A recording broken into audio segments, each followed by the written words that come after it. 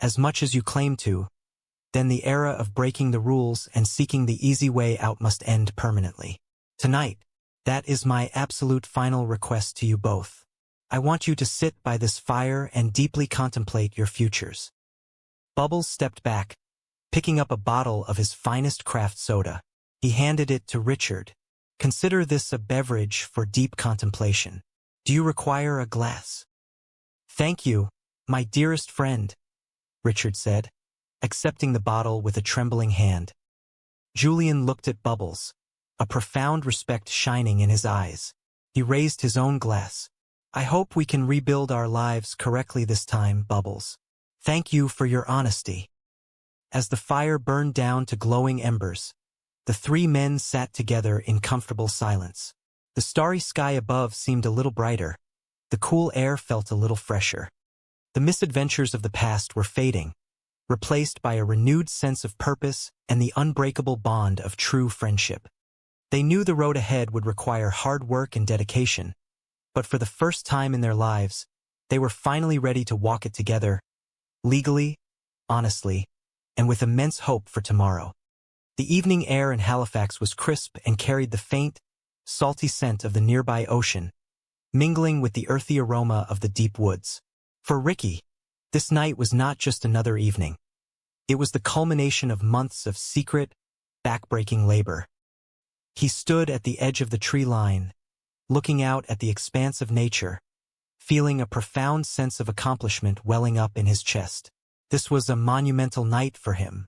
For the first time in his life, he had built something entirely on his own, and it was finally paying off. He reflected on his past mistakes, realizing that relying on his friends, Julian and Bubbles, had sometimes led to complications. They always meant well, but their combined schemes often spiraled out of control. This time, Ricky had taken a different path. He had educated himself, poring over botanical books and consulting with agricultural experts. He had learned the delicate science of cultivation. If you wanted something done correctly, he mused, you had to take the initiative and do it yourself. He glanced over his shoulder at his two eager, albeit clumsy, assistants, Corey and Jacob. They had provided some physical help, but the vision was entirely Ricky's. He had secured an incredible, exclusive arrangement with one of the licensed medicinal dispensaries in the city. The transaction would be pure cash, hard currency that would secure his future. He felt an overwhelming sense of relief. He was finally done struggling. He had actually achieved success through his own sheer will. Ricky knew that Julian and Bubbles might be slightly disappointed that he had kept this massive project a secret from them.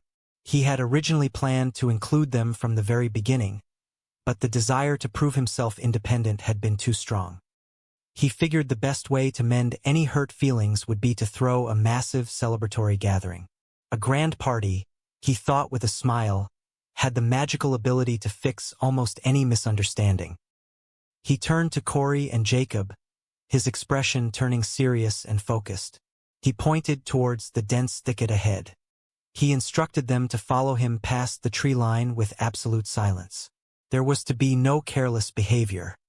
Their mission was to harvest the plants as swiftly and efficiently as humanly possible, and to depart from the woods long before the morning sun crested over the horizon. Corey and Jacob nodded enthusiastically, eager to please. They assured Ricky that they had everything under control and expressed their deep gratitude for being included in such a significant harvest. Suddenly, the tranquil silence of the woods was shattered. A loud, intimidating sound echoed through the trees, causing the three men to freeze in their tracks. Panic instantly set in. Corey gasped, wondering aloud if the authorities had discovered their location. Ricky, his heart pounding in his chest, realized the sound was not the police.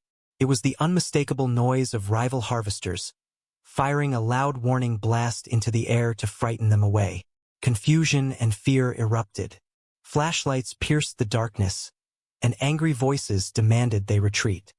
In the chaos, Ricky watched in absolute horror as strangers moved in, swiftly taking control of his hard work. He felt a crushing weight descend upon him. All his effort, all his meticulous planning, vanished in an instant. He lamented his chronic bad luck, wondering why the universe continually placed such insurmountable obstacles in his path. It was a devastating blow, one that left him feeling utterly defeated in the dark woods. Miles away, bathed in the warm, morning sunlight of the trailer park, a completely different atmosphere prevailed. Bubbles was standing proudly in front of his newly constructed, meticulously organized brewing station. He greeted the day with a bright smile, eager to show off his legitimate business venture to his friends. He had taken a significant risk, selling his prized pizza sauce recipe to a quirky entrepreneur with an unusual accent. Every single penny from that sale had been reinvested into his true passion, crafting homemade beverages.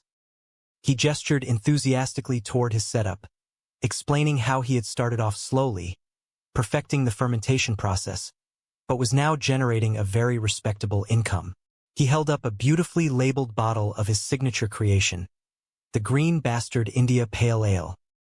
He was selling an impressive quantity of it to the residents of the park. His small enterprise was booming. However, success came with its own set of pressures. Ricky had recently announced that he was throwing a major celebration and had placed a massive order for 22 cases of the brewed beverage. Bubbles knew this meant Ricky had incredibly significant news to share, and he was filled with excitement as he worked tirelessly to bottle the entire batch. Julian approached the brewing station, his signature glass of rum and cola in hand, accompanied by Mr. Leahy, who they affectionately called Pops. Julian inquired smoothly about how the beverage business was treating Bubbles. Bubbles beamed with pride, declaring that it was absolutely amazing. It was a far more rewarding and fulfilling endeavor than his previous, less reputable methods of making a living, such as collecting discarded shopping carts. Julian, always possessing a keen eye for a profitable opportunity, nodded in approval. He noted that the community was genuinely enjoying the product. He then smoothly transitioned into a business proposal. He suggested that Bubbles should craft a special edition beverage featuring Julian's name and likeness. He even pitched a humorous concept, calling it Muscle Man, a protein-enhanced drink. Bubbles chuckled politely, noting the humor, but remained cautious. Julian pressed further, inquiring about the specific sales figures and profit margins. Bubbles, highly intelligent and perceptive, immediately saw the direction the conversation was heading. He realized that now that his business was showing a profit, Julian was suddenly very interested in becoming a partner. Bubbles playfully teased Julian about his sudden interest, warning him not to attempt any aggressive corporate negotiation tactics. Bubbles confidently stated that he watched business television programs as well and understood all the financial terminology Julian was using. Despite his outward confidence regarding the business, Bubbles privately confessed to Julian that he was currently experiencing a severe cash flow problem. He was attempting to build a legitimate life, but finding the transition incredibly challenging. He recounted a humbling experience from the previous evening. He had gone on a movie date with a lovely woman, but because all his capital was tied up in brewing supplies, he had been entirely unable to afford the popcorn. He expressed deep embarrassment over the situation. Julian, trying to be practical, reminded Bubbles that attending the cinema was an expensive luxury he should perhaps avoid while building a startup. Bubbles clarified, with a hint of desperation in his voice, that they had merely been watching a movie on the television inside his trailer, and he could not even afford the inexpensive microwavable popcorn. It was a stark reminder of the sacrifices required for honest entrepreneurship.